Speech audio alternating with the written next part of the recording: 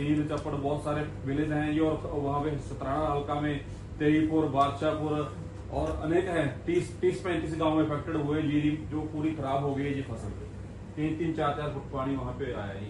एक जो हमारे वहाँ घग्गर की जो समस्या है, इसके लिए भी थोड़ा इसको पक्का करने के लिए भी सरकार हाँ जी उसको सर बस थोड़ा वो जो पोकलाइन मशीनें है ना जी, वो लगा के थोड़ा उसको खुदाई कर दें, और उसके जो बांध जहां से टूटते हैं 3-4-10 पॉइंट है टोटल उसके इन 2 एरियो में, उनको थोड़ा ऊंचा करके पक्का कर दे, पत्थर लगा के। इतना सही है जी, उसकी जो सफाई हो जाए। मैंने ऐसे ऊपर नहीं देखा, पैदल भी गया, ट्रैक्टर से भी गया, बोट से भी गया, खेतों में गया, फसल नीचे से निकाल के देखी।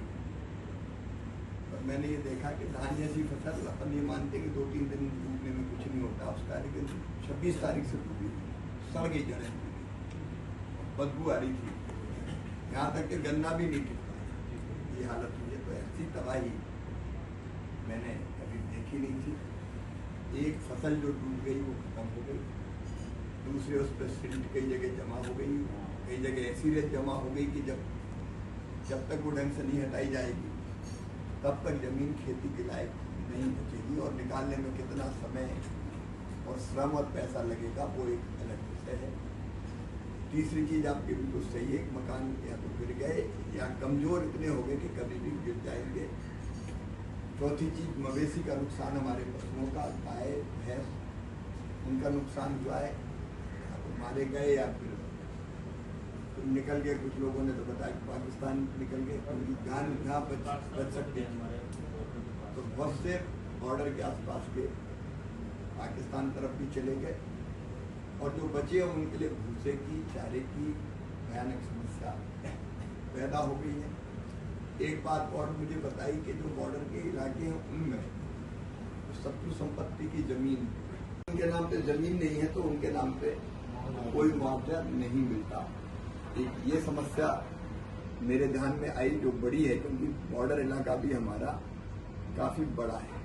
अब जो समस्या आने वाली, जैसे जैसे पानी उतरेगा बीमारियां फैलने का खतरा है, क्योंकि मरे हुए मवेशी बहुत मरे, फसलों की सड़न, कचरों की सड़न, तो वो एक विषय ऐसा है कि जिस पर तुरंत काम करने की जरूरत पड़ेगी, महामारी ना बने, बीमारियां ना फैले। और जो कृषि यंत्र, उपकरण, बाकी चीजें जो डूब गई, बह गई, वो भी मैंने देखी। और पूरी रिपोर्ट आज माननीय प्रधानमंत्री जी स्वयं पंजाब और हिमाचल के दौरे पर हैं, वो गए हैं, मैंने भी पूरी रिपोर्ट सौंपी है। मैंने ये भी देखा कि फसल बीमा योजना वहाँ लागू नहीं है पंजाब में। अगर प्रधानमंत्री फसल बीमा योजना लागू होती तो एक बड़ा हिस्सा इस नुकसान का फसल बीमा योजना के कारण मिल सकता था। वो हिमाचल, जम्मू कश्मीर और उत्तराखंड में तो मिलेगा, लेकिन पंजाब में योजना ही लागू नहीं की, इसलिए वो एक बड़ा नुकसान हो गया किसानों का। सारी चीजें वहां से आए, तरन से बता देंगे, प्लीज दिखने जी बैठ के तुम।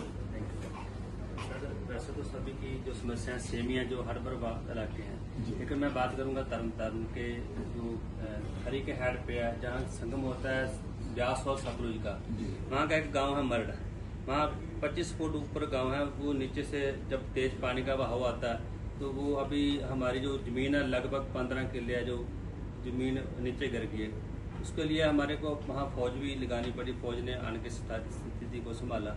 और हमारी रिक्वेस्ट है कि जो किसानों की जमीन है, किसी के पास 1 किला था, किसी के पास 2 किले थे, उसको सरकारी गोश्त करके उनके सेबे के लिए आगे, जो किसान 2 किले जमीन थी वो तो बह गई, अब बच्चों को क्या खाएगा, क्या करेगा आगे। हमारी रिक्वेस्ट है कि उनके लिए थोड़ा सोचा जाए, जैसे उनके परिवार में किसी को